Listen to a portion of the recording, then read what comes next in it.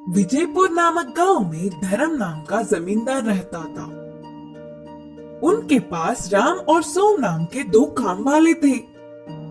इतने सालों से वे दोनों उन पर ही निर्भर होकर काम कर रहे थे, इसीलिए वह जमींदार उनकी कुछ मदद करने की सोच रहा था। एक दिन उन दो काम वालों को बुलाकर कहा, तुम लोग मेरे पास बहुत सालों से काम कर रहे हो।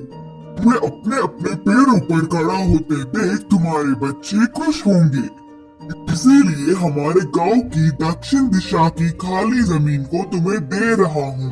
तुम लोगों से जितना हो सके उतना लेकर खेती कर लो। घर के पेड़ों और पत्थरों को हटाने में तो थोड़ा समय लग ही जाएगा, इसीलिए 5 साल तक तुम्हारा कर्ज भी माफ कर रहा हूँ। बोलकर जमींदार ने कहा।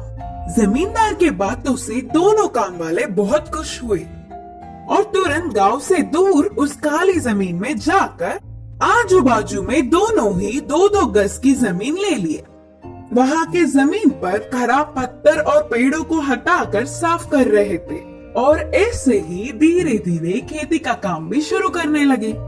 एक दिन राम अपने जमीन की खुदाई कर रहा था, तब अचानक उसे एक आवाज से उसके हल को कुछ लगा और उसे बाहर निकालने पर वह सोने के 2 घड़े थे।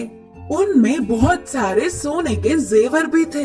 बाजू के खेत में काम कर रहे सोम को बुलाकर पूरी बात बताया। तब तुरंत सोम ने कुछ सोचकर कहा, अरे राम, हमारे इतने सालों का मेहनत का प्रतिफल अब मिल रहा है। इसे हम दोनों मिलकर बात की खुशी जीवन में डालेंगे। उसके लिए राम नहीं माना और कहा, ऐसे क्यों बोल रहे हो सोम? ये जमीन जमींदार जी की है।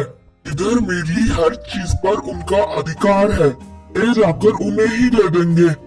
पागल लगते हो। इन सोने की घड़ों के बारे में किसी भी नहीं पता, इसीलिए हम ही ले लेंगे।